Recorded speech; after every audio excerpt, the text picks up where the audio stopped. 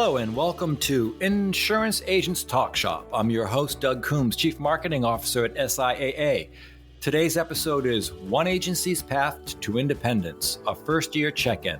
I'd like to introduce my guest, Kenneth Schaub. Hey, Doug. How are you? Thanks for having me back. Hey, Ken, it's great to have you back. Chelsea James. Hi, Doug. Thanks for having me. Thanks for joining us, Chelsea. Vinny Fairman. Hey, Doug. Good to be on. Thank you. Thank you. And Tanner Journey. Hey, Doug. Thanks for having me. Thanks for joining us today, Tanner. And these are all co-owners of Firehouse Insurance in Mariemont, Ohio, actually just outside of Cincinnati, correct? And if you'd like to learn more about Firehouse Insurance, our guest today, please visit their website at firehouseins.com. So in the interest of full disclosure, I'm informing our listeners that Firehouse Insurance is a member agency of SIAA. Ken Schaub, one of our four guests today, was on our last episode discussing the move from being a captive agent to becoming an independent agent. And I thought it would be a good idea to dig a little deeper into the experience of Firehouse Insurance and its co-owners, because I do think that our listeners were interested in the content of our last episode. So Chelsea, Vinny, and Tanner, we heard a bit about Ken's backstory on our last episode, and I'd like each of you to provide a little background about yourselves and what motivated you to move to ownership in an independent agency as opposed to continuing as captive agents. Chelsea, let's start with you, please. Yeah, of course. So I've been in insurance about 5 years now. I started out as a captive agent for about 4 of those years and moved independent in April of 2020. So my journey to independent was kind of a long one. I think it takes you a little bit to figure out that there's a whole new world out there when you're captive. But a big thing for me was when working with referral partners as a captive agent, or even just people out in the community, anybody that I would meet as a new client. It's so important for me to be able to tell someone, I can help you, and then actually be able to follow through and help them. Being a captive agent, I did turn away a lot of great clients because our rating system didn't agree with them. Maybe they had a youthful operator, something like that would make their rate astronomical. And I felt like in a lot of ways I was honoring the company and letting down a lot of people. So after researching the independent channel, I really felt like there was no going back at that point because my mind was really open to having so many different options and not having to turn down people and really being able to help the majority of everyone I was meeting, whether it was on personal or commercial side. And once I started looking into SIAA, I felt like they had so many options and diversity in the companies. So that was huge for me. And we checked in with different agents with SIAA. We actually started asking referral partners out in the community what their intake of everything with SIA was. And they loved the companies and they were referring based on their reputation. So that was huge for me. Once we kind of got that set up, I knew there was really no going back to captive for me because I wanted a long-term commit with my clients. Excellent. And I will be honest with you, that's something we do hear from other captive agents who have joined our organization, is that freedom to better serve their clients is a motivator for a number of folks who have made the move. So interesting to hear your take on it. Vinny, can you share a bit about your experience and your reasoning for moving to independence? Yeah, absolutely. I'm a Cincinnati native, and I actually started in the insurance industry in college. So insurance is all I really know. As soon as we stepped into the professional world, which is kind of nice to have that rather than going from industry to industry, starting out fresh because that's how you learn everything new. But honestly, Chelsea put it very well in our Welcome to Firehouse video. We wanted something bigger for ourselves. And one of our biggest actually strengths kind of in the chemistry of the Firehouse is all of our differences. So with each co-owner, we all bring a different piece to the table, and we all did extremely well individually in the captive world. So we kind of sat down and thought, what happened if we all, instead of worked solo, what if we all worked together towards one common goal? And all four of us having that once in a lifetime chemistry really clicked and connected. And that's kind of how we saw the independent channel. And then the Firehouse brand, uh, I would want to say just lifted ever since, we started working together, and especially in April, which was kind of a crazy time. It was. It still is. Great. That's good. That's good to hear, actually. And Tanner, can you tell us something about your background and how you ended up making this switch to independence? Yeah, so for me, I got my degree from the University of Cincinnati in sports management and actually took a couple jobs out of college in sports ticket sales. So I was looking to move back to Cincinnati and actually moved back for my job at it was the captive before here, and was in that role for about a year and a half as an assistant. We had started talking or became friends with everyone else here, and it kind of got the conversation going. And for me, a little bit about my background is I started a lawn care company up with my brothers when I was 13. So being a business owner was always a need for me and motivation. So when we started talking about going the independence route and starting up an agency, it really was something I was very interested in. And it, timing wise, I think like Vinny said, it our backgrounds, even though they're all different, timing wise, they all kind of lined up for us to leave and do this right now. It just seemed to be just perfect timing. Gotcha. Very good. So, listening to you all talk a little bit about your motivation to get to this point, I just want to ask one thing without putting too fine a point on it. Is it accurate to say that you're all 20 somethings? Yes. Okay. All right. So I just want to give our listeners a sense for because at many times in my tenure here at SIAA, I've heard quite a few folks talk about the need for younger folks, if you will, to get involved in the independent agency channel, and it's just interesting to have four 20 somethings. I think most would define that as younger.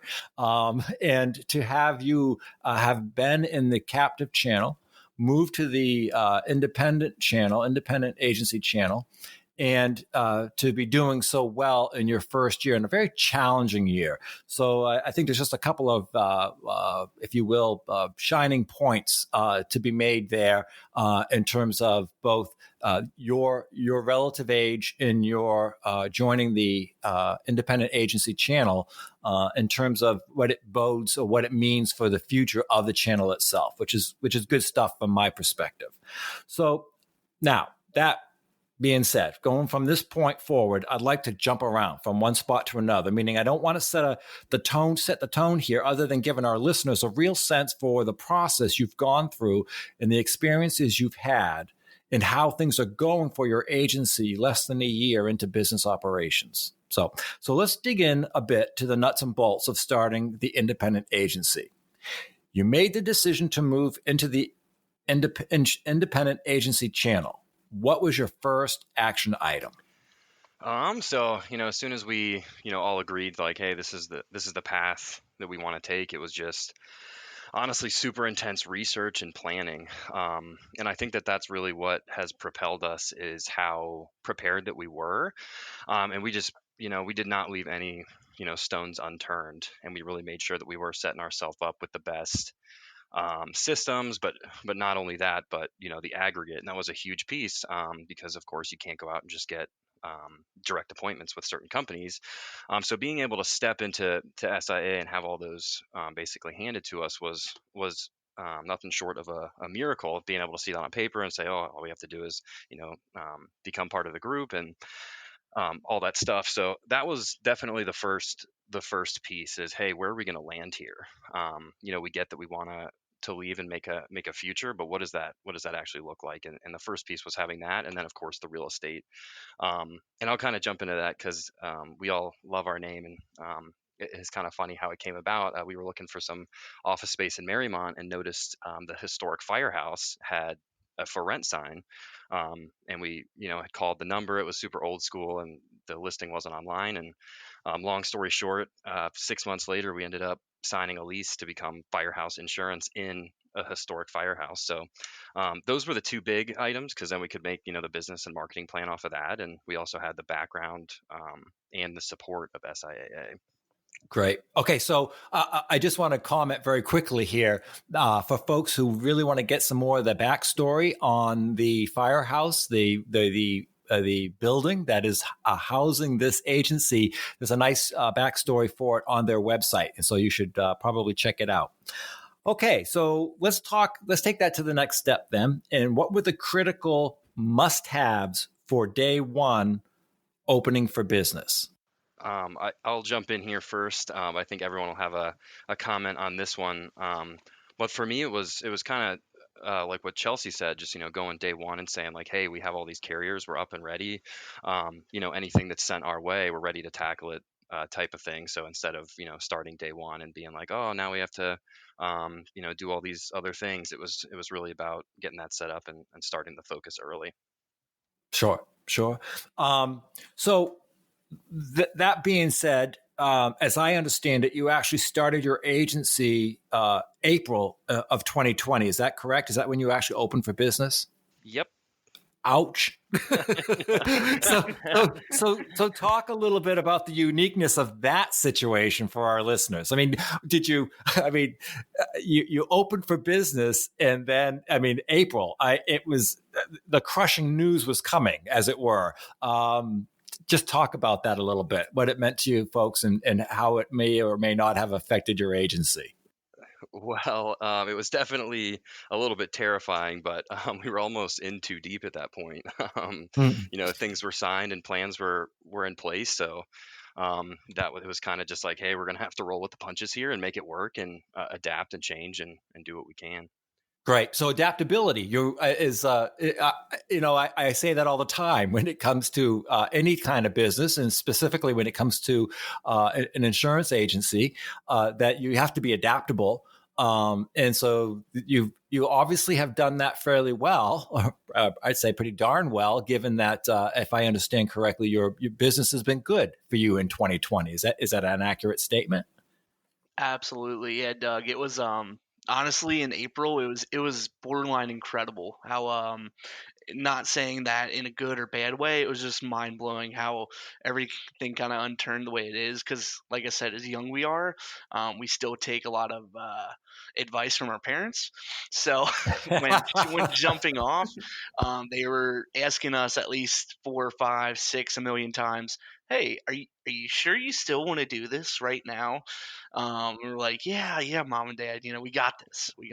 But Well, I would tell you this: there must be a sense of pride coming from your parents right now. So that's awesome, actually. So let me then ask you about your approach to marketing, which seems to be rooted in the latest methodologies. You have a mobile friendly website. You use video. I think it was Vinny who alluded to Chelsea's video, and it's actually on your homepage, I think, on your website. Well done, by the way. Social media, etc. So, how are the different channels working for you, and would you give priority to any one of them if you had to pick and choose? For me personally, this is Tanner. I have done really well recently. I mean, throughout the start of this, but recently I've noticed with social media, a lot of people, they really look around, and they value when someone says, "Hey, you should get a quote with this guy because I did too." So, social media, you can really get your message out to a lot of people, and it's very inexpensive, obviously. So, it's been great for my personal business and for the business, but it's, I think, the new era of business, and then kind of the change with this year. It's everything's been shut down, and people are working from home. So I think social media, I may be wrong, but the users has probably went have skyrocketed since April and since this whole COVID stuff came about. And I think that that's probably spot on. Let me ask you, just so you can, I think, share this with others. I mean, I have obviously reviewed your video, for example. I'm going to go to a specific form of or a specific channel here. How did that feel? Because I believe all of you had a role in that video. Is that accurate? Yeah. Yes. Mm-hmm. Okay. So how did that feel? Meaning, one of the things I seem to encounter with agents, whether they're captive, becoming an independent agent, or simply a producer who was in an agency who's starting up their own agency now, there's almost like a camera shyness, and I don't know if it's a generational thing or not. But were you comfortable with that approach using video? Was it okay? I think at first we were all a little bit camera shy, but I think the most important thing is hire a good team, because we worked with someone that was local, starting up their business just like we were, and they made us feel completely comfortable. And that experience was one of the most special days we've had, because it really allows us to tell our story and gets clients to really understand who we are, how we interact together, and gives them a bigger picture of our business. So I would totally recommend, if you are starting your independent channel, to do one of those. In a little minute video, someone can learn a lot about what your business is and what you guys represent. And as a marketing guy, I would definitely agree with that. So the other part, though, I'm wondering about is that obviously you had that video produced. It's done well. It's easy to absorb the content, etc. Have you or do you folks utilize kind of off the cuff video as well, meaning something like BombBomb or some other video system that maybe you use as a follow up to a new client or something to that effect? Have you gone in that direction at all, or no at this point? Yeah, Doug, Vinny here. Our videos are a bit novice at this point. I think it's just as simple as me behind the camera, shooting like a wacky skit with Ken and Tina and Chelsea regarding insurance. And even on the weekends, we kind of brainstorm our skits. Something like with a golf ball hitting somebody and then referring it back to a liability insurance on your home insurance or renters or something like that. So we'd like to look at the creative aspect of that, just because it's through us. So but that is something we definitely want to look more in depth in the future, just to get a little more professional take. But this moment, it's just kind of us behind the camera and saying action, let's go. Well, sure, and I get that. That's good stuff, and I'm actually I actually would encourage, I guess, some of the less what might feel a little less doctored video, if you will. So I don't want to say less professional, because I think a lot of folks are using video these days that have never used video before. We had a guest on here. He's an independent agent.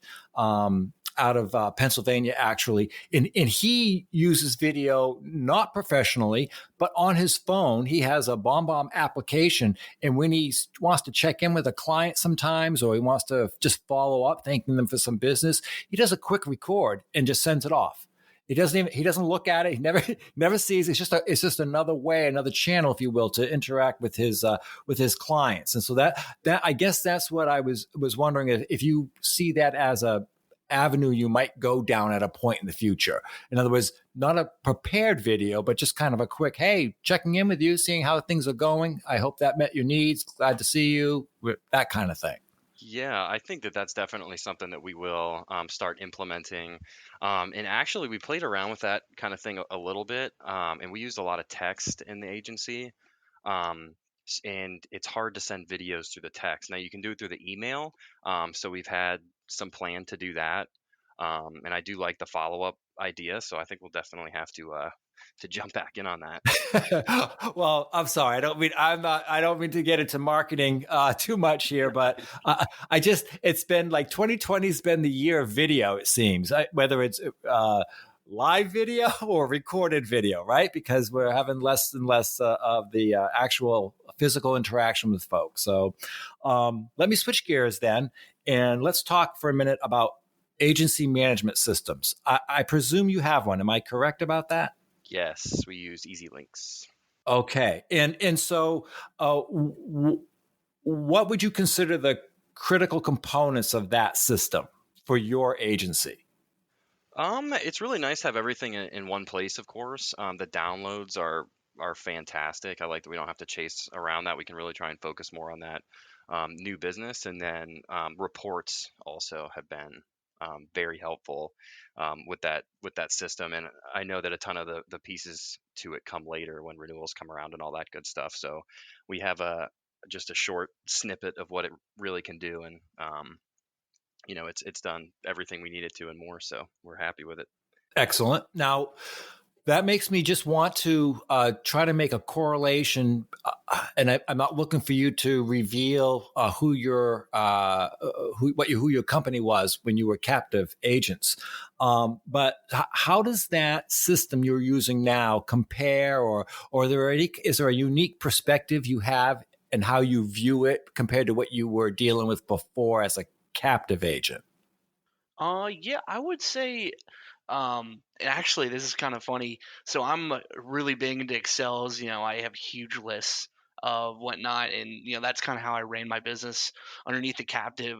And then Ken, once we were about a month in, Ken taught me the system of our new CRM, and he said, "Vinny, take a step back, let me blow your mind." And all of these automation, all these reports, literally by clicks of a button, were just astounding to me. You can get any sort of birthday or something like that and just send it out to the clients, part of Firehouse. And just like I said, with a few clicks of a button, it really takes the manual aspect out of it. But we still, put the thought in it. We're here, and we're always touching base with the client. And I feel like that was one thing as captive that I lost touch with the clients a bit at that point. And just because it was me myself doing everything, and stuff falls through the cracks. But with this new, again, CRM, nothing really falls through the cracks anymore. Everyone's getting some sort of communication from us, which is really nice. That is excellent. And that's always an item that I kind of focus on as a marketing guy, is that ongoing communication with your clients is so critical in terms of your brand, your agency brand, right? That they're not hearing from you just once a year at renewal. Oh, bad news! Your policy's going up by $125 next year, right? It's nice when you have other communications going on with your clients as well, and it's great that the system that you've chosen supports that kind of communication. So let me switch gears a little bit again, and I think that Chelsea has kind of addressed this, and I think Ken did too earlier, but I'm going to ask you to expand on it a little bit. And we've established that you're a member of SIAA through the Insurance Connection in Cincinnati, Ohio. So what kind of difference has that made, and how would you have fared this first year if you hadn't joined a network? I think it's so important to be a part of a network because you get so much support, especially in that first few days. Like Ken mentioned, we were ready to go. We were calling referral partners, we were calling prospective clients, and it really made a huge difference in getting up and running really fast. Because we were constantly having someone checking in on us, talking to the carriers for us, getting those appointments set up, and we just had to do the interview portion. So I think that cut off probably months, maybe a year worth of work. I know as far as being a scratch agency with no connection there, you're having to try and convince people to take you on, even though you have no proof of a business. And that can be challenging. So to have a backing like SIAA to say this is a huge agency collectively, we've got accepted into every single agency we applied for, and you get accepted at the most competitive rating system. So I think it made a huge difference for us, especially in those first few months. Yeah. Okay. And that does make sense. Obviously, that access to companies is so important especially in your first year, right? So. Yeah, and good Um, underwriters too. It all matters. and good point. Seriously, Yeah. it So does. we would not have fared Yeah. without you guys. Yes, or it would have been a very large fair, if you know what I mean. So, okay, all right. So, yeah, what's up with Sir Dukington and King Louis? Oh goodness. The office mascot. Uh, And that's actually why. So we they're Chelsea's dogs, and so with the long hours of being an agent as a captive, it was tough because they were home by themselves all day. So we've kind of treated them to basically becoming like a firehouse pup. So they actually sit in the office with us every day, and they're kind of like they just think their pack got a little bit bigger, and so they just hang out with us in here. that I have to say, I'm always looking for or suggesting to folks that they should look for a unique some kind of hook, right, for a way to make an impression with prospects and continue to be top of mind with clients. And when I saw Sir Dukington and King Louis, I looked at it and I said, "Is that corny?" And then I thought to myself, "No, you know what? That works. That's a unique. It's I kind of like it. I have to tell you. So it's cool that they're up there with the staff bios. Gotta like that." Yeah. Yeah, and going And back. Oh, go ahead, Vinny. I was gonna say, and actually, Doug, we don't want to lie to you. Duke and Louie are the brains behind the whole operation. Careful. And I was going to also add that going back to the social media piece, Facebook has loved seeing Duke and Louis being shown at the firehouse. So yeah, Yeah. it all ties together. Yeah, that's excellent. Good move, actually. I Good think it job. shows you a little bit of just like being a real person too. And I have to tell you, it's I don't want to categorize by target markets, but certainly it's the kind of thing that research would say that millennials, and younger need that kind of or want that kind of connection with whom they do business. So to have that there, I think it goes a long ways, a lot further than people would initially perceive. So good stuff. All right, so let me switch gears again. I told you I'd be all over the place. I've noticed that you have a few Google reviews and good ones at that. How important has it been to make sure you keep your Google listing up to date, in terms of maintaining ownership, how they check in with you periodically, et cetera? How's that, do you have something that kind of confirms for you that that's been important? Let me add to that. Do you encourage folks to provide a Google review after they've been in to see you? Yeah, absolutely. I mean, I don't know how you check how your contractors you hire or anything that you do now, but I know I'm checking Google reviews on everyone. So I think that's so important. We've had people call into the agency just based off of our Google reviews page. If they see our name, they'll immediately go and check that. We've also noticed if we're sending out any kind of proposals, if we include testimonials, that goes a long way and increases our closing ratio. So I think that's been huge. I would really encourage people that aren't doing that currently to make sure you are asking every single client after they get a proposal from you or a policy from you to do a Google review. I think they know exactly how important that is. And it only takes a couple minutes. And I think, if they like you and they had a good experience, people are usually really willing to do it. I think that's great advice, Chelsea. I really do. So, Yeah, Doug, and to add to that too a bit, with the Google reviews, it really doesn't just stop there, because we kind of adopted the hashtag of leading the industry, and with our Facebook, with our LinkedIn, we encourage everyone to follow us and like us on those platforms as well, just because it really doesn't stop just at the Google review. It's your whole online presence. What are people saying about you on Facebook? What are people saying about you on LinkedIn? and even all the way to TikTok. I mean, we have a TikTok too that we make some goofy videos. So I know that appears to a different demographic, but even the younger kids, what are they saying about Firehouse? We don't know. Yeah. Well, there's some influence with parents there that I think we've already established. So it's not a bad idea. Now, that leads me to wonder, or to ask, actually. It sounds like you are on multiple channels when it comes to social media. Is there ever a point when you're thinking to yourself, can we do a couple or one or two fewer of these, as opposed to trying to maintain a presence on all of them? Oh yeah, I mean, when this first started, it was a little bit of a different, I guess, life change with posting a lot, because you almost welcome people to come into your life when you're posting. Like myself, I'm posting more and more about what I'm doing, not only at the office but out of the office.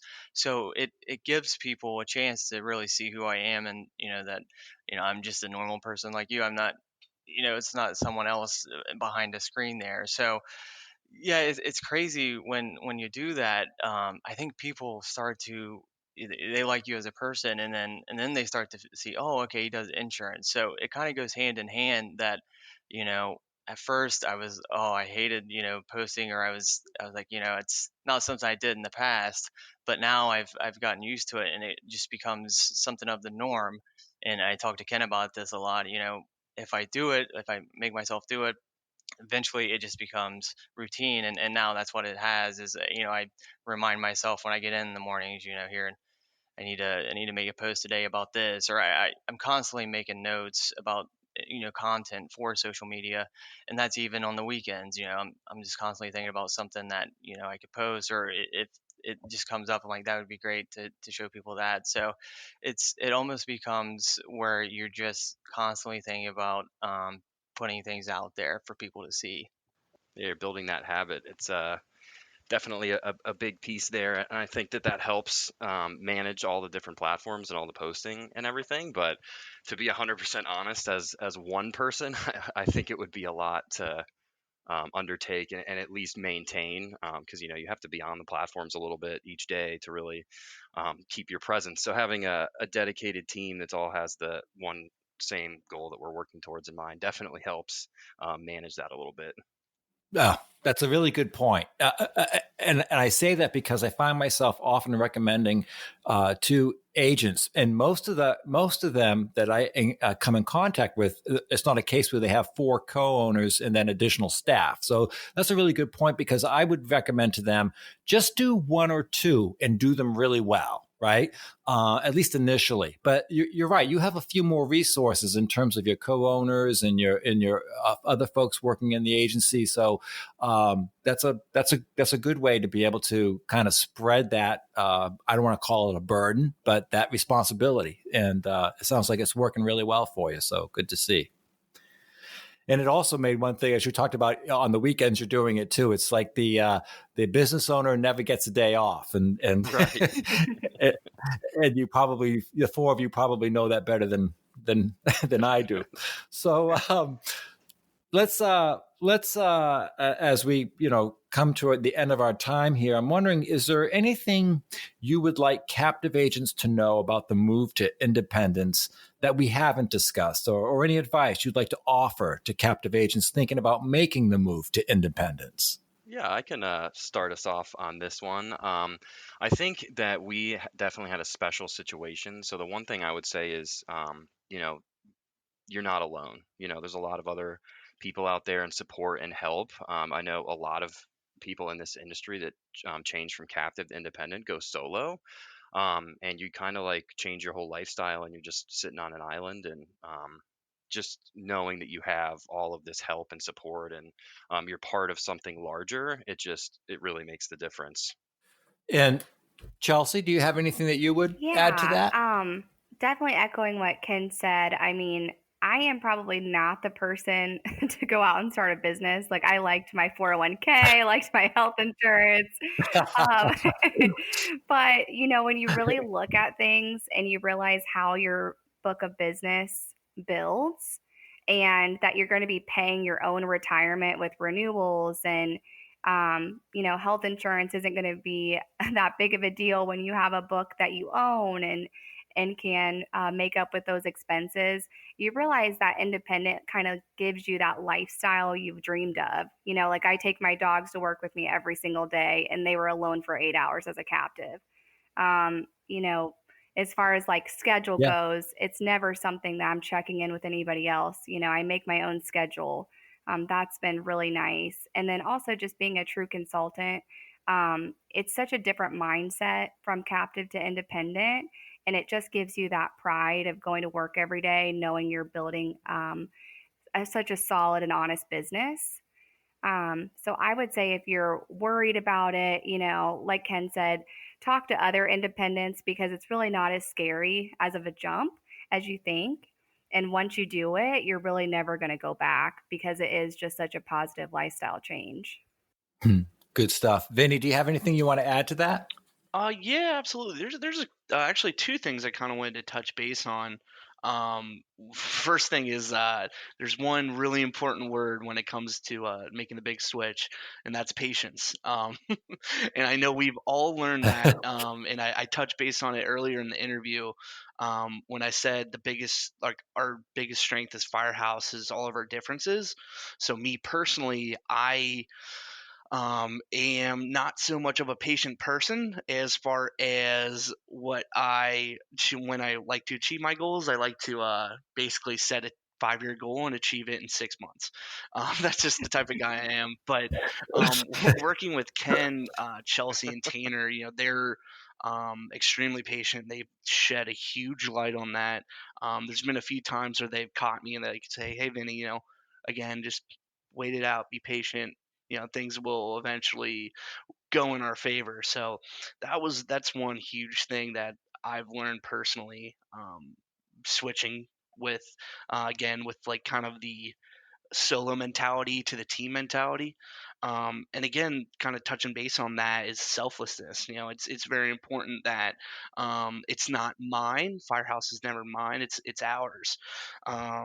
And we kind of spend a lot of time here, and I joked around prior, and I'm like, honestly, you guys, you three people are probably the only three people in the whole entire world where I could spend 50 to 60-hour weeks with and still like you as a family member. um, Uh-oh, I think the feeling's mutual. Just kidding. which like to tie it up, and I said this in a few of the social media posts, but some call it a business, but honestly, at Firehouse, we call it a family, just because I trust my life with everyone here, and everyone we bring aboard, we really want to see, are you going to be a good fit? Are you going to be a good addition to the family? Not to go to the Italian mob way, but just like with the Firehouse, welcome to the family. Good stuff. Tanner, do you want to add anything to that? Yeah, definitely. They all touched on really great things, and to kind of go off of what Vinny was saying is, surround yourself with a great support group. Like myself, I have my family, but other than that, it's the Firehouse crew. This has been a hectic 8 months, but overall, I wouldn't do it with anyone else than this crew here. And the one thing that Vinny keeps saying is we talk to each other and we talk things out. So through hard times, there's been maybe times that people have second guessed what decisions we're doing or if it's going to work or not. But at the end of the day, we sit at the table and we discuss it out. We figure out the solution and we go forward with it. And I think it's hard and very rare to find that, especially at our age and in our 20s, late 20s, that you find a group of, for me, three other people who are like-minded and want to have the same goals and aspirations.